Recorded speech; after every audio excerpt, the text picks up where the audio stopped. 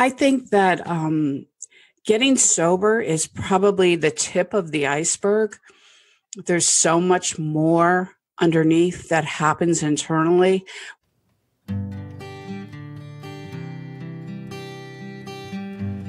Well, hello, friends of Bill W. and other friends. You have landed on Sober Speak. My name is John M. I am an alcoholic, and we are glad you are all here, especially newcomers. Newcomers, that is, both to recovery as a whole and newcomers to this podcast. Sober Speak is a podcast about recovery centered around the 12 steps of Alcoholics Anonymous. My job here on Sober Speak is simple. My job is to provide a platform to the amazing stories of recovery all around us. Consider Sober Speak, if you will, your meeting between meetings. Please remember, we do not speak for AA or any 12-step community. We represent only ourselves. We are here to share our experience, strength, and hope with those who wish to come along for the ride. Take what you want and leave the rest at the curb for the trash man to pick up. Well, howdy, folks. We are coming to you from deep in the heart of Texas, and that was the voice of Miss Sue S. that you heard at the beginning of this episode, and we're going to be hearing about her and from her more in just a moment. But first things first, this episode is brought to you by Mr. Joel. Joel went to our website, soberspeak.com. He clicked on the donate tab and made a contribution. Thank you so much, Joel, for your generosity. This episode is coming right out to you, Mr. Joel. So, well, all of you beautiful spirits out there, I've been doing some spring cleaning today. I've been spending some time with my family, and I have also been listening to some classic Tom Petty and the Heartbreakers on Spotify today. I was actually at a meeting earlier this week, and my friend Kim in our group knows I like Tom Petty because we were having a discussion about it, because she was wearing a Tom Petty t-shirt, and she suggested that I listen to him on Spotify, so I took her up on that suggestion. So, I mean, really, what more can you ask for? Spending time with your family, doing a little spring cleaning, listening to Tom Petty. I have told my children that when they die and go through those pearly gates, that Tom Petty is most likely the music that will be ringing out when they go through those gates. I'm not sure if they're buying it, but hey, I'm just going for it. And by the way, if you're not listening to Tom Petty on Spotify, the only other thing that you should be doing is listening to Sober Speak. Just so you know, we are available on Spotify. All right.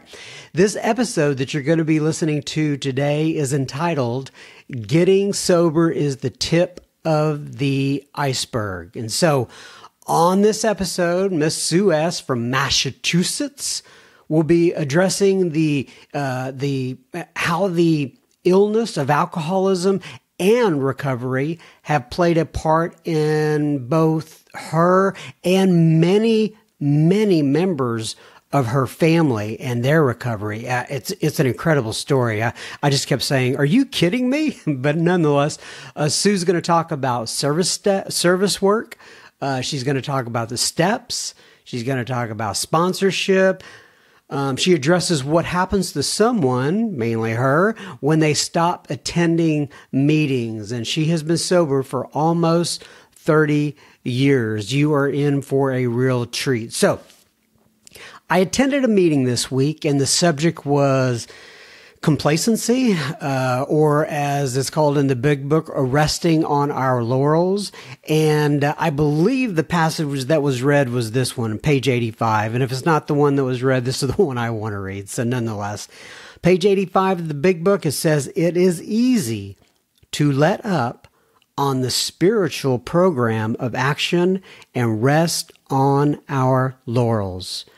We are headed for trouble if we do, for alcohol is a subtle foe. We are not cured of alcoholism. What we really have is a daily reprieve contingent upon the maintenance of our spiritual condition. Every day is a day when we must carry the vision of God's will into all of our activities. How can I best serve thee? Thy will, not mine, be done. These are thoughts which must go with us constantly. We can exercise our willpower along this line all we wish. It is the proper use of the will. So, what this brought to mind for me was, in a former life, I was exposed to a significant amount of safety training in the manufacturing industry. And one tidbit that I clearly remember to this day is that people who died on the job from accidents, generally speaking, had either 1 year or less experience on the job, or they had more than 10 years on the job, more than 10 years. So obviously, the people with less than 1 year on the job, it was an experience factor. The individuals that had 10 years on the job, though, it was a different story. It was about complacency. In other words, they had grown comfortable with high voltage lines and various types of other heavy machinery that they had to work with on a day-to-day basis. And they considered themselves to be, in some form or fashion, immune to the hazards around them because they had gotten so used to working for them, or working with them, I should say. So I've been sober now for a few 24 hours, and I have to remember that this illness called alcoholism still lives within me. It doesn't mean that I can stop attending meetings, doing service work, talking to other alcoholics, helping other alcoholics, and all the other basics. Most of you know what the basics are. So my question to you today is, what are you doing today to maintain your spiritual condition? Keep in mind, I would appreciate you sharing this podcast, maybe this episode, with 2 or 3 other family members. It is a great, great way to support the show. If you want to join the secret Facebook group, just send me your email address to john@soberspeak.com. That's JOHN at soberspeak.com. And keep in mind, it has to be your email that is associated with your Facebook account. If you want to follow me on Instagram, I'm at @SoberSpeak, all one word. I read all of my direct messages, and I would absolutely love to hear from you. So we will have listener feedback at the end of this episode today. But for right now, enjoy Miss Sue S. Bye-bye. Okay, everybody. So today we are sitting here with Miss Sue S. from Massachusetts, right? Did I say Massachusetts right there, Miss Sue? You did. Try spelling it. Yeah, it's a tough one. Thank you, John.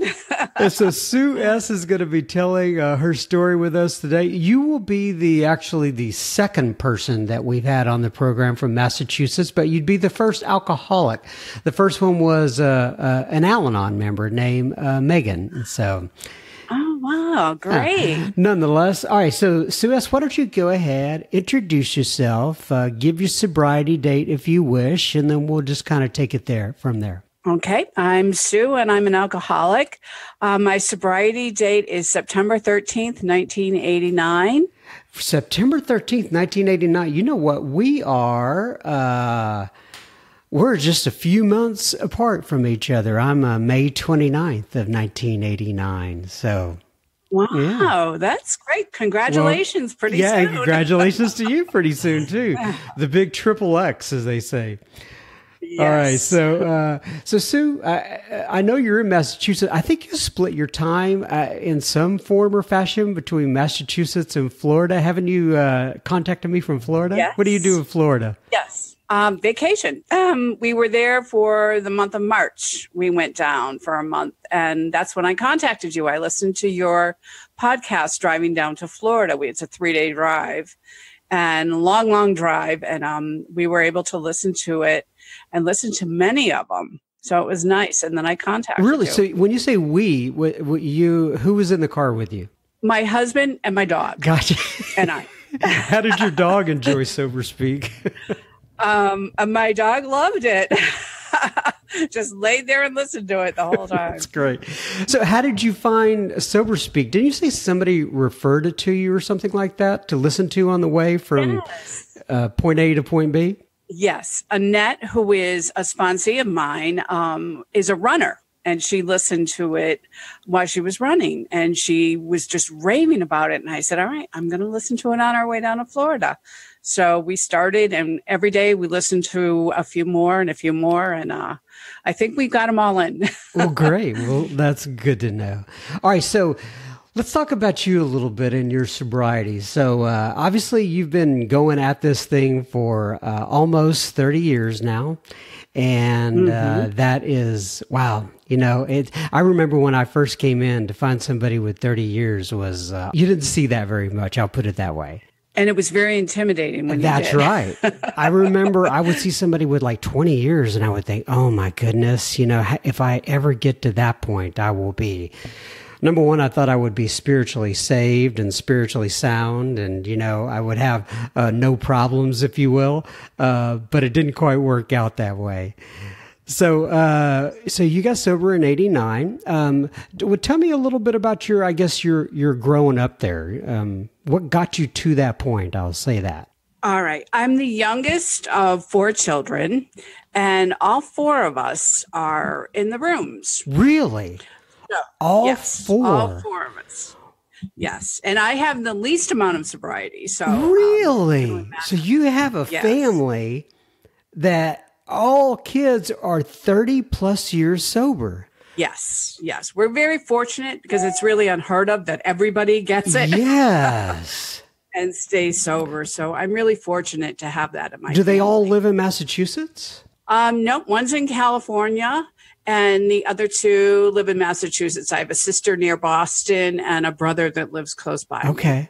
What about your parents? Were they, I don't mean to jump ahead here, but were they alcoholics? My first memory of alcohol is my uncle, who was a binge drinker, and he drank, he would go on 2-week binges and then sober up for a while and do well. And when I was little, I always saw him doing that. He was one of the first ones in the area to go on anti-abuse. So to me, that was what an alcoholic was. My father was a daily drinker. My father drank every day. He switched from scotch to vodka. He went to all different things. And, but I never really saw my father drunk. So I never attributed him to being an alcoholic. It was really what I saw with my uncle. Very interesting. And so did anybody else in your program, in your family, ever find Alcoholics Anonymous by any chance? Yes, everyone. I mean, besides your brothers and sisters, but your parents? No, I have cousins that have. I have cousins that are sober. I have children. One of them is sober. Really? And has been sober for 10 years. Yes, one of my sons. Wow. So when you all get together for like holidays and such like that, I mean, do you talk about AA very much? Is it... Oh, it's a huge part of our life. Yes, it's a really big part of our life. I think that it's been harder for those that stayed drinking or doing drugs to be around us because my sisters and I all married somebody in the fellowship also. Really? So our husbands are all sober too. Yes, that is fantastic. Yeah. So, and all so we have. Yeah, we have all of them are sober. Do all of the husbands have long-term sobriety as well for the most part? Or? Yes. Really? Yes. Yep.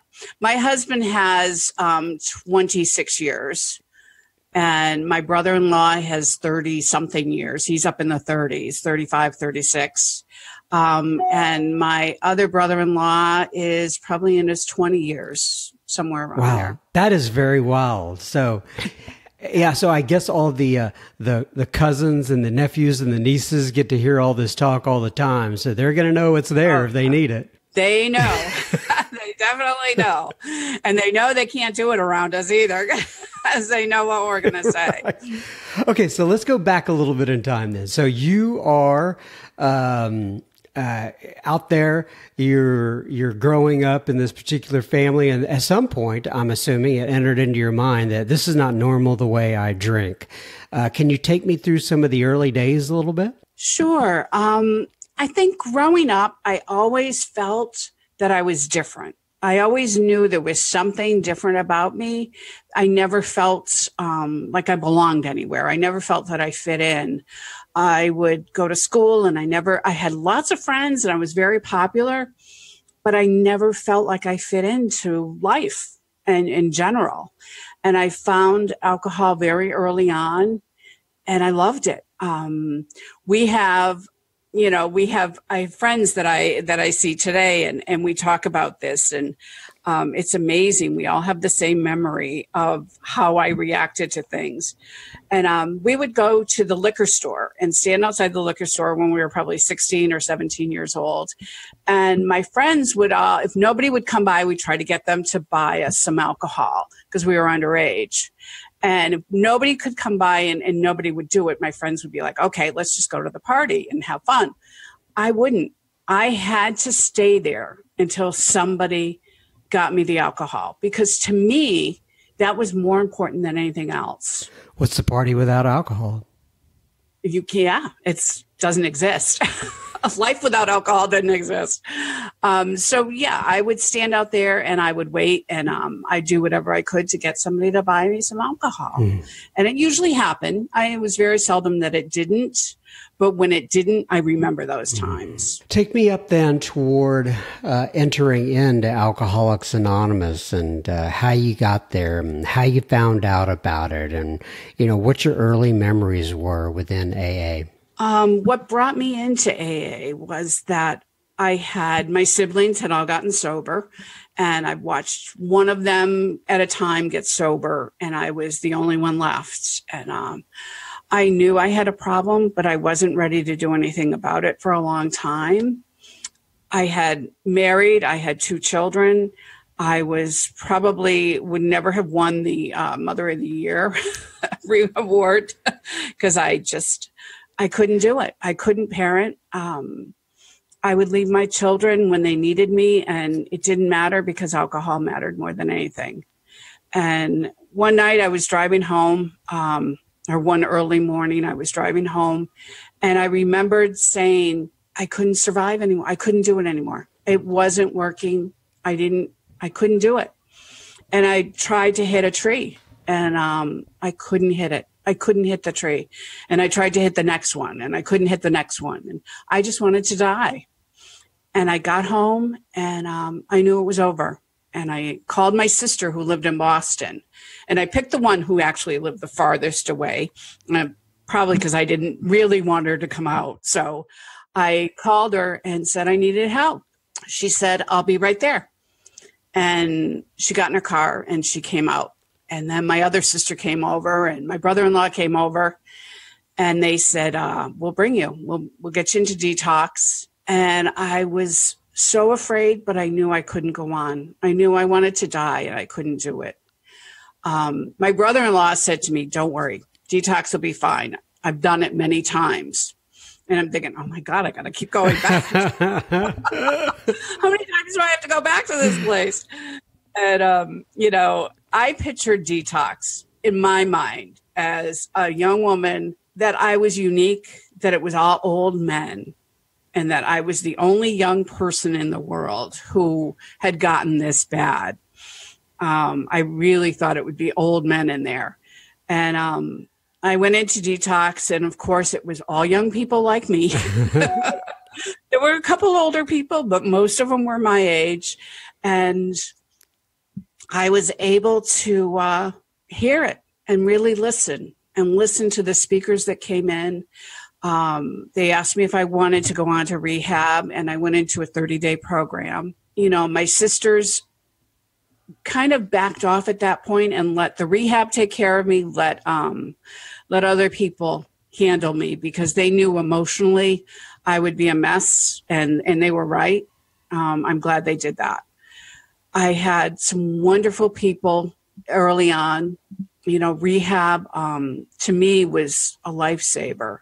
I'm so glad that that was in my life. That's great. You know, I mean, you hear some people knock rehab and, you know, saying they didn't get much out of it. But there are a lot of people who like it too and love it even.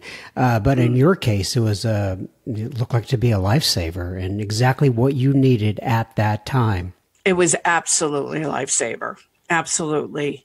They were wonderful to me. They helped me. They taught me the steps to take when I got out. I had 2 young children.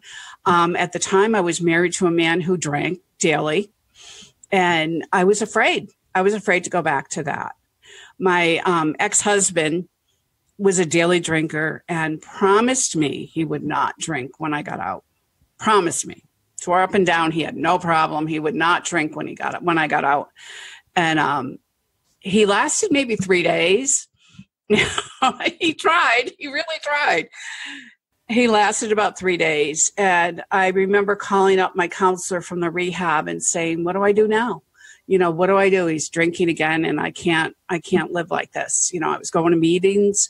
I was trying to do whatever I could. And we ended up splitting up. He moved out, and he was to go down his own journey that lasted another year. Then he got sober. So he ended up getting sober too. Yes, he's sober now too. Man, your family has the magic touch. You and everybody around you. My goodness. Yeah, it was really good. It was really good. He's been a wonderful father. Great. So he has a good relationship with the kids and all that sort of stuff as well. Oh, yes. Fantastic. All right. So you get out of rehab. He's drinking. You end up kind of going your separate ways. You have the 2 kids there. You start going to Alcoholics Anonymous at this point? Yes. I started going to meetings, and honestly, I didn't know what I would do because now I'm a single parent. I have 2 children. So I happened to bring my children with me to meetings, and they would have their skateboards, and they were about 10 and 12 at the time, and would ride their skateboards out in the parking lot. And they were really good. They were really good. They would come in and listen a little while and then go back out, and they met the people. And, you know, I got a sponsor. I started following all the directions, or most of them at the time. My original sobriety date was April 13th of 1989. So that would have been my original. I had one night of a relapse, and that's September 12th. So that brought it to September 12th, 1989. Was that scary when you went out that night? No, I preached to everybody about AA. Really? During your relapse, huh? Oh, during my relapse. That was incredible. I couldn't believe I did that. Yeah. Then I knew I was done. I couldn't go back. You know, they always say the belly full of booze and the head full of AA does not mix well. Did you find that to be the case? It does not mix well at all. And I just told everybody they needed to be where I was. I was in AA, and they needed to come with me because they were just as bad. So. All right. So you went out, did a little preaching for a night. Then you got back up on the train again, right? And started heading down the right path, so to speak? I did. I went back to meetings, and the woman who became my sponsor that day told me there was one suggestion I probably hadn't followed, and, you know, I might want to think about what it was. And I didn't have a sponsor. So I did get a sponsor. I had a woman before that I didn't use, you know, the sponsor that you never call. Right. In name only. I had one of those. So I got a sponsor, and I started doing the things that were suggested, and things started changing. You know, things really started changing for me, and I started learning about myself. I remember she asked me one day, "What's your favorite color?" And honestly, I had no idea. I had no idea. I had never spent any time looking internally at anything within me, so I had no idea about anything. And she took me on a journey of learning about myself and learning who I was and who I wanted to be in life, and helping me along the way. And it was wonderful. And, you know, my ex-husband got sober a year later, and my son took him out to a meeting and said, "Dad, I'll introduce you to everybody." So it was nice. Did y'all have the thing where you have to go to different meetings, or were you able to kind of mix and mingle a little bit? Well, we actually got back together for a couple of years, and that was difficult because about 4 or 5 years later, our marriage ended. And to be in sobriety and end your marriage when you're both sober is very difficult. Right. So you reunited and then divorced again? Yes. Gotcha. Yes. Gotcha. Yes. Yeah, it happens. I know a good friend of mine, same thing happened to, and I understand. So, and how were the kids with all this? Were they not necessarily the divorce part, but just the I guess parents getting sober and things changing and trying to adjust to a new life. Did they manage that fairly well? No, they didn't. That was when both my sons started using drugs, drinking, and the problems began with them. And that lasted many, many years. Many, many years. One of my sons was a chronic relapser, in and out of rehabs, detox, many years. And that was really difficult. Trying to live sober and having your child drink and drug, and two of them for a while. One of them got sober, and then a couple years later, the other one was able to. That's sad. We really haven't hit that period with our kids yet where they're old enough. And God only knows, right? I mean, it's in his hands. All you could do. And then see how it plays out from there. Did you ever find Al-Anon by any chance? I did. Went to Al-Anon, went to a parents group where I had a lot of people there that were wonderful and helping me. Al-Anon was tremendous. I couldn't survive without any of the groups that I went to. They were just savers of my sanity. That was a really difficult time. My son, one of them was almost died. His kidneys had shut down, and he was in the hospital, and he was so close to death, and he survived, and that was really good. And he got sober after that. My goodness. So that was good. You have been through the ringer, both in a good way and a not so pleasant way as well. You've definitely got a life of stories to share with us here. My goodness. So let me just do a little brief announcement here, and then we'll get back. We will be continuing our conversation with Sue S. in just a moment from Massachusetts. Just a reminder, you are listening to Sober Speak. You can find us on the web at soberspeak.com. There you will find, about 70 plus other episodes you can listen to for free. Keep in mind, you can also find the donate button on our website. And if the spirit moves you to do such, you can use that. This podcast is funded by you, the listener. Sober Speak is a self-supporting organization through our own contributions. We are not allied with any sect, denomination, politics, organization, or institution. We do not wish to engage in any controversy, neither endorse nor oppose any causes. All right. Now back to Miss Sue. All right. So Sue, I know from one of the emails that you had sent over that I believe you're pretty heavily involved in service work, if I'm not mistaken. Talk to me about the service work not only you do now, but you've done throughout the years of Alcoholics Anonymous. Service work I've gotten involved in. When I first got sober, I was involved in institution work, and I went into institutions and psych wards and put on a meeting there. And I love that. I did that for several years. And then things progressed with my children, and I got out of service work for a number of years. Recently, I realized I was missing something in my sobriety. Meetings weren't enough. Sponsoring people weren't enough.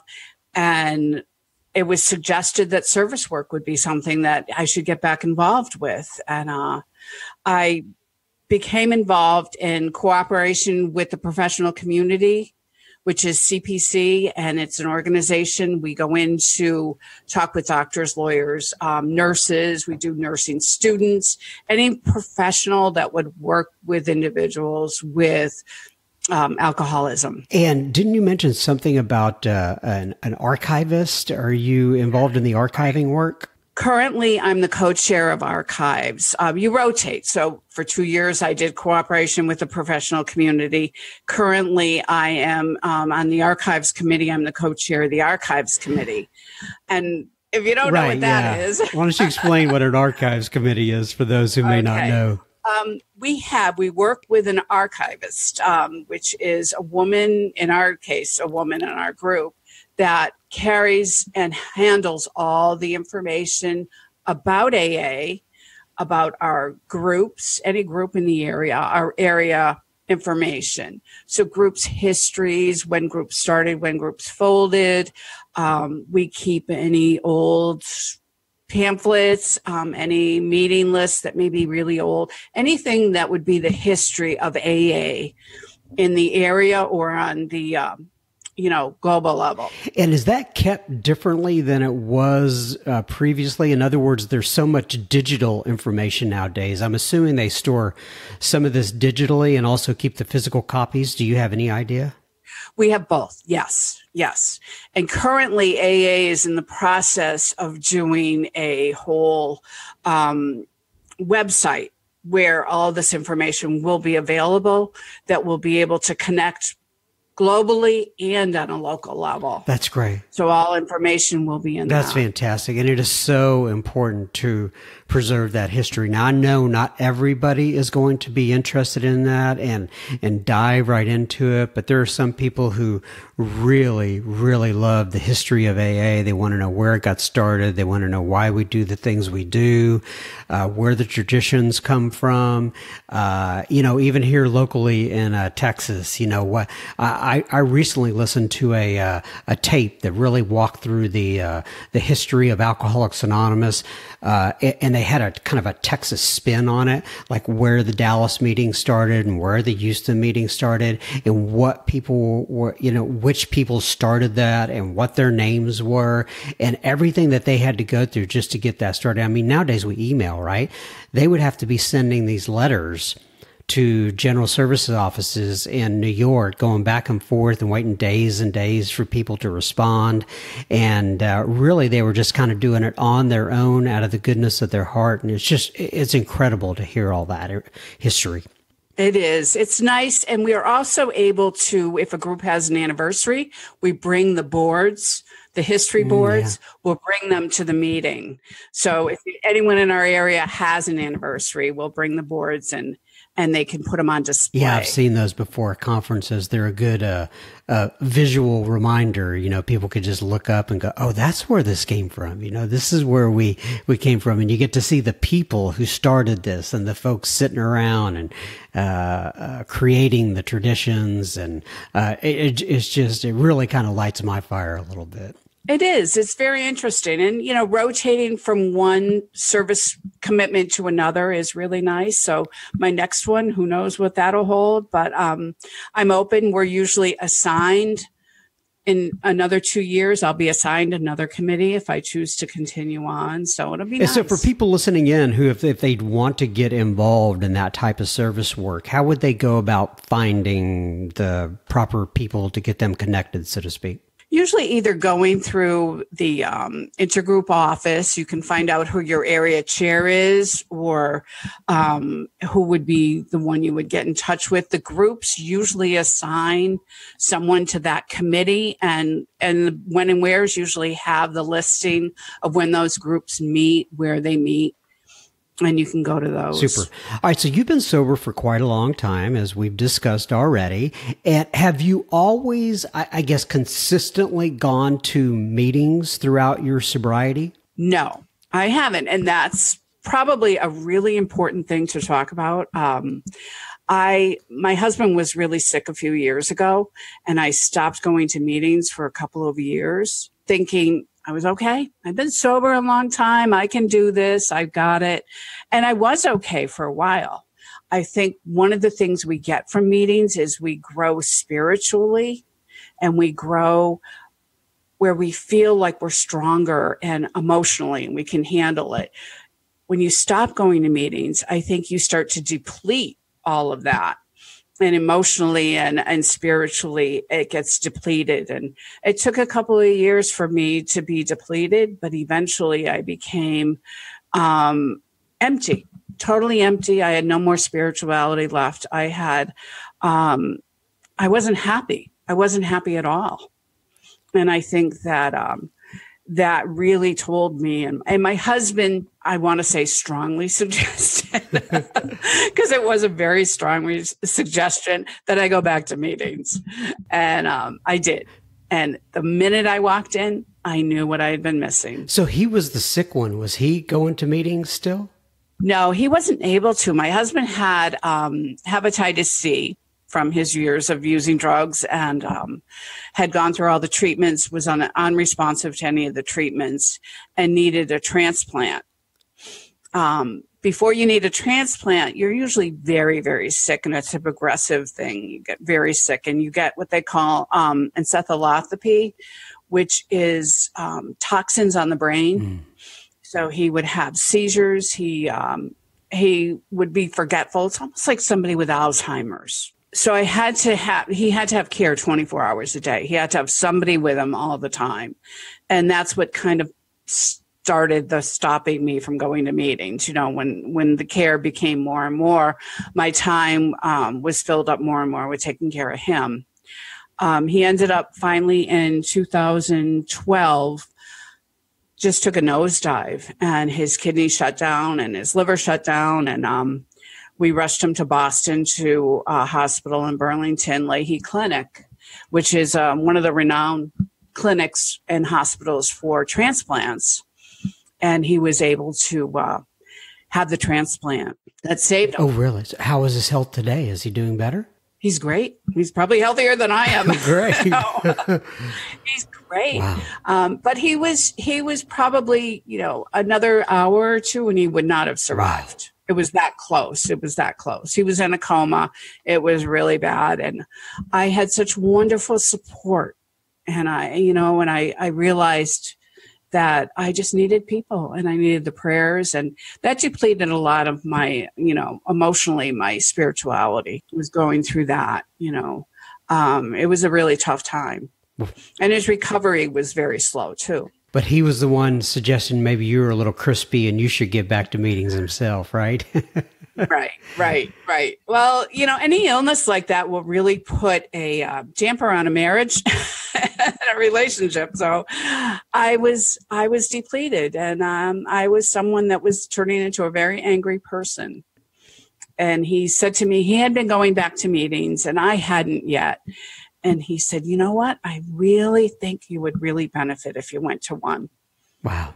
And part of me wanted to get really mad at him at that moment. Yeah. And the other part of me knew he was absolutely right. And I took his suggestion and I went. And the minute I walked in, I knew I was home.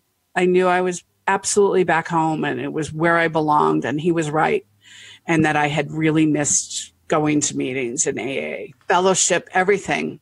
It's just all there. It's all there. And I have friends. I have people in my life, and I love it. And I just dove right in. When I went back, I just jumped right back in and started going to meetings, sponsoring people, doing the things I needed to do, following every suggestion. Tell me about sponsoring people and what sort of experiences you've had with that and how that has helped you in your sobriety and possibly your relationship that you have with your sponsor as well. You talked a little bit about that on the front end, but if you want to dive into that a little further. It's been an experience. Everyone that I've sponsored, I've had some that have walked away and said they hated my guts and left. Did you ask them to do some work? Yes, that was it. I tend to be someone that I'm kind of cut and dry, that you need to do this and you need to read the big book, read a chapter. If they don't read a chapter in the big book, it's, I can't do anything for somebody that's not willing to do anything for themselves. Mm-hmm. And then I have some that are just wonderful and do all the work and just sponsor other people. And it's wonderful to see it because you need to have that in your life to be able to check who you are and know that you're on the right path too. I always need direction and I need to give direction. My sponsor once said to me, you can't always be the teacher. You have to be the student. And that's so true. Yeah, that's, they always say when the student is ready, the teacher will appear. And I have had that same experience many times over of watching that individual just go through the work, and they have this conception of what the work is going to look like before they actually go through it. And they start doing the work and they go through it, and then things change and it's different than they thought it was going to be. And you get to watch the light come on, and it still never gets old. And I absolutely love it. I do too. And it's, our group is dealing with someone in our group that died this week, from an overdose. And that's really painful because it's something that's really big here right now. I think it is all over the country. And I probably once a month, I hear about somebody that I know that's died, and it's just really difficult. So when people really listen and get it, it feels so good to know that, one more person maybe is going to live. All right. So we've talked about several things. I've really enjoyed this. Is there anything that you want to add before we wrap up? Anything major that we may have missed that you want to make sure the Sober Speak audience knows? And so I just asked a question, but I'm going to stop and I'm going to re-ask it another way. There's a lot of people out here who listen who are people that I call sober curious, or they are they're on the fence with what sobriety is about. And there are also others that are listening that are struggling to get sober. They know they want to, but they're struggling with it. What sort of experience can you share with those folks that may be helpful for them in their lives? I think that getting sober is probably the tip of the iceberg. There's so much more underneath that happens internally within us. One of the things that I know is fear was a huge thing in my life. I could drive down a highway doing 90 and I'd be okay, but I couldn't have a conversation with another person and look them in the eye because I was so fearful. And those are the things that I've been able to work on in my life. And AA has given me that. It's giving me the ability to become a person that I could never have been had I just gotten sober and didn't go to AA. I've learned so much, and I have some wonderful friends. It's given me just all the gifts that I could possibly want in life. This has been just a treat. I've really, really enjoyed our time together. I'm going to go ahead and wrap it up here with page 164 of the big book of Alcoholics Anonymous. It says, abandon yourself to God as you understand God. Admit your faults to Him and to your fellows. Clear away the wreckage of your past. Give freely of what you find and join us. We shall be with you in the fellowship of the Spirit, and you will surely meet some of us, like me and Sue and all of her family, as you trudge the road of happy destiny. May God bless you and keep you until then. And I am so glad that your sponsee, I'm sorry, what's her name again? Annette, right? Annette. I am so glad that He loves you. God bless you, Annette. I'm so glad Annette referred you over to the podcast, and I'm so glad you took that drive from Massachusetts to Florida, and you were able to tune in there. And you're sure a sweet lady, Sue. I sure do appreciate all the work that you've done for Alcoholics Anonymous. I'm so happy for you and your family and your extended family, and what you've been able to find through AA. And thank you for coming on Sober Speak today, okay? Thank you, John. God bless you. Well, as Sue said, getting sober is the tip of the iceberg. What'd you think about Sue? I would love to hear your thoughts and comments. I'm at John, John, at soberspeak.com. You can email me about Sue or any of the other speakers that we have, and I am more than happy to pass along comments and or feedback. All right, now on to some listener feedback. Gary P. writes in and he says, John, I am a new listener and I have 105 days sober. So thankful for this new way of life. I came to AA after a blackout poker night with the guys. LOL, laugh out loud. I can laugh about it now, but it wasn't so funny when the cops showed up at my house door to tell my wife that I was parked on the side of the neighborhood road and the car wouldn't start. Talk about a break. The car wouldn't start. And I'm assuming the officers had mercy on me since I couldn't drive a parked car. They left me to the wrath of my wife, who was so sick of the recurring episodes. I wasn't a daily drinker, more like 4 to 5 times a year. I just never in my life have been able to have, quote, just one, unquote, more like 10 or 12, or until the lights go off in my head. I had tried to quit on my own strength for probably 100 times over 30 years. I was good at quitting, not so much as staying quit. I am now 52. So grateful to have learned in my first week of AA that I don't need to fight this thing on my own. My relationship with God, with the God of my understanding, has been enhanced exponentially by AA and the companionship of my fellow AA members in my home group. That has absolutely been the missing link in having a sober life. This is my new life, and I love it. And my wife loves it too! Exclamation point. Love the podcast. Thankful I found it.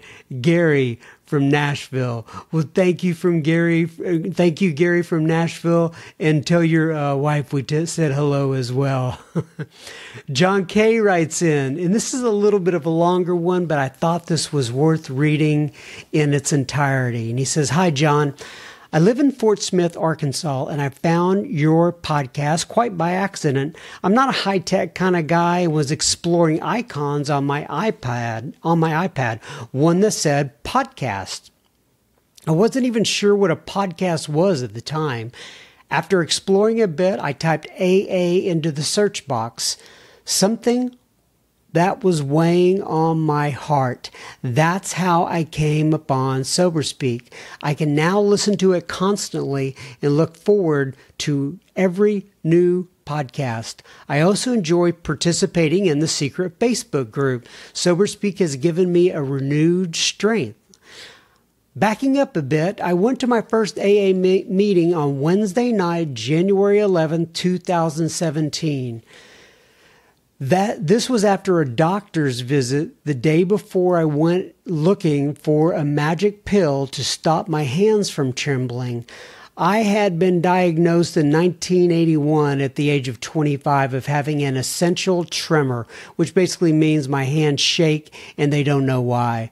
My doctor at the time knew that it was bothering me and asked if I drank alcohol. I responded that I did, socially, and he suggested that if I was going out for dinner or a meeting with friends, just to have a cocktail or a glass of wine beforehand, and the tremor would probably not be noticeable. I then asked him what I could do for the problem during the day because it was interfering with my work, which sometimes included technical drawings, and I couldn't hold on to the pen steady. He said not to worry, and he gave me a prescription of 0.5 milligram of Valium 3 times a day. Wow, a doctor told me to drink and take drugs. Interesting. Well, I never filled the prescription, but I did take his advice on the drinking. Again, just socially, and not ever a hard binge drinker. However, this did increase over the years, and while I knew my dad and older brother were both untreated alcoholics, I certainly didn't feel like I was or even would be one. All that changed in late 2015 when I went through a devastating divorce. Not due to drinking, because for the 7 years we were married, I hardly drank at all. Nonetheless, I found myself alone and I hated it. I did not want to go home to an empty house, so instead I would find a happy hour after work every night and drink until I was tired, and then went home straight to bed to sleep it off. In 2016, there were probably 5 days that I didn't drink. During this time, I thankfully discovered Uber, and while that kept me and everyone else safe, it was a license to drink.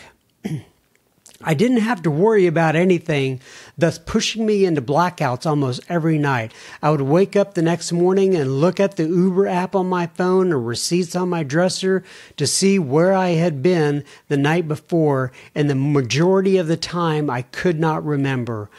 I was luckily financially able to support this habit, along with being known as an over-tipper to my bartenders.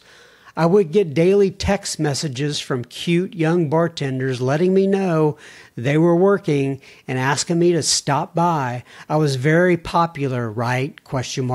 It's funny because I knew all along these ladies weren't, quote, my friend, unquote, but only an ends to a means, but I was okay with it, and because it satisfied my loneliness. Thinking about my tremor and that had it increased terribly into the point of obviousness to everyone, I made an appointment with my primary care physician in hopes of getting that Valium prescription once again. Fortunately, my doctor was a recovering alcoholic, and after hearing just a little bit of my recent history, left the examining room for a minute only to return with a copy of the Big Book.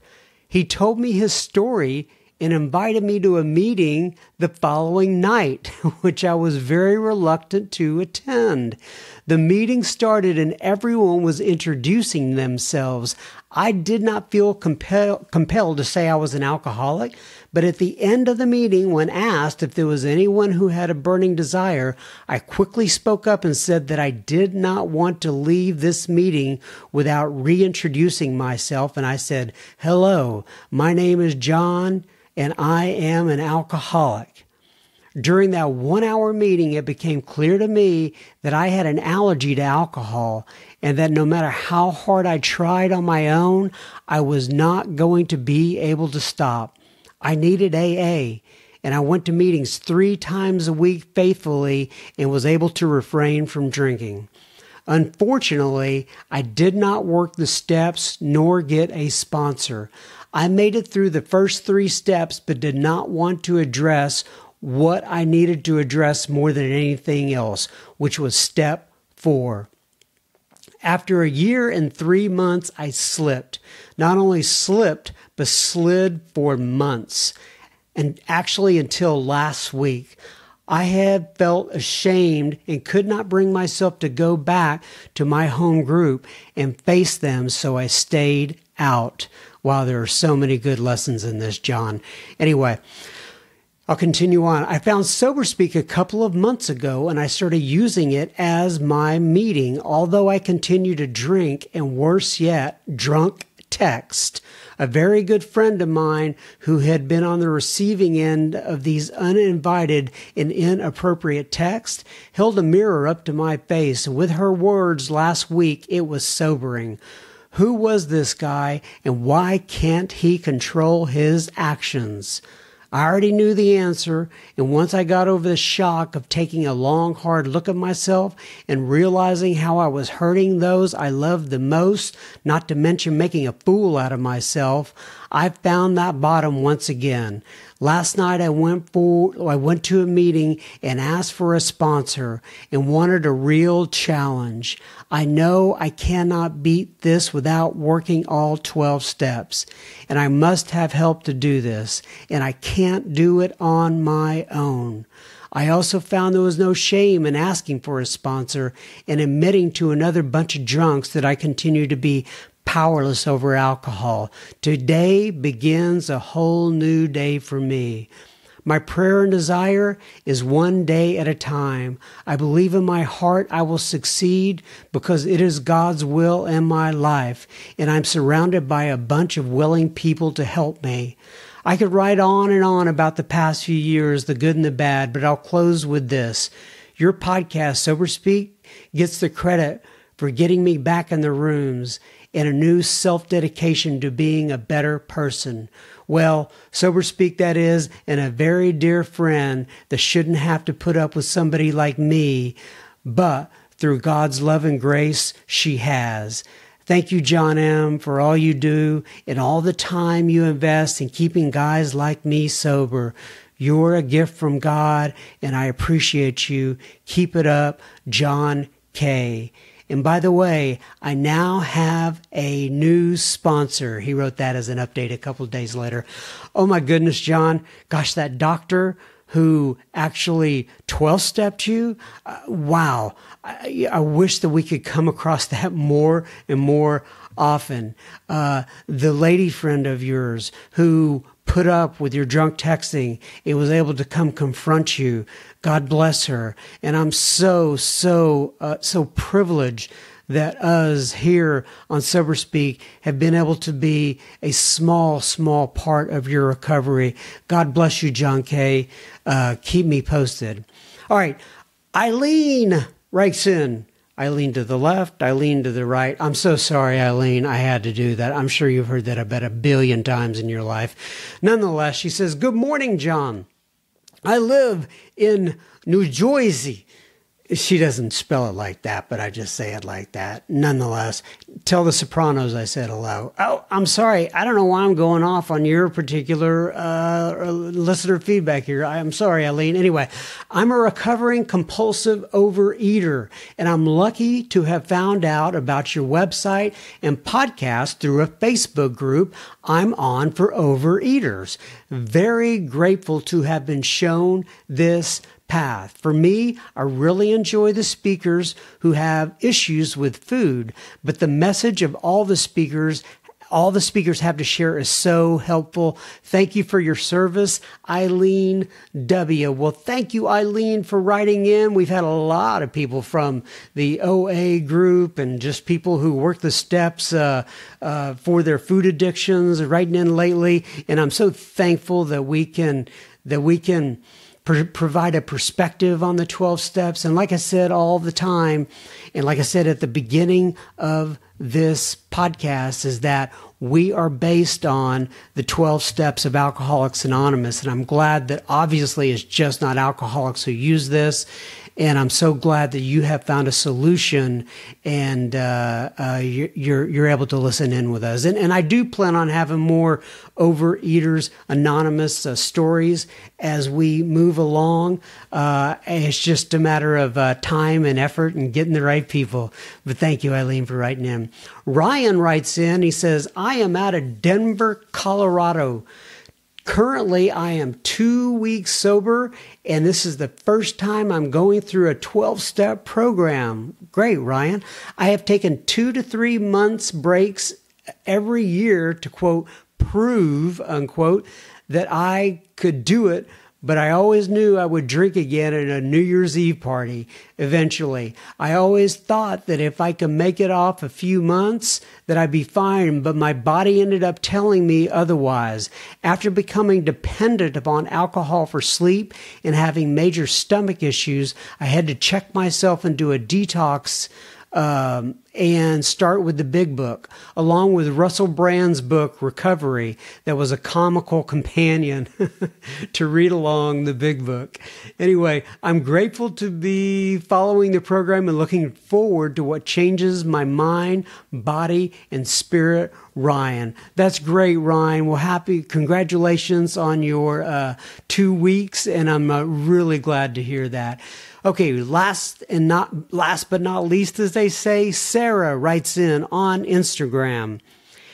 Really short and succinct, but she says, love the podcast, and a big thumbs up and a big smiley face. And I said to Sarah, love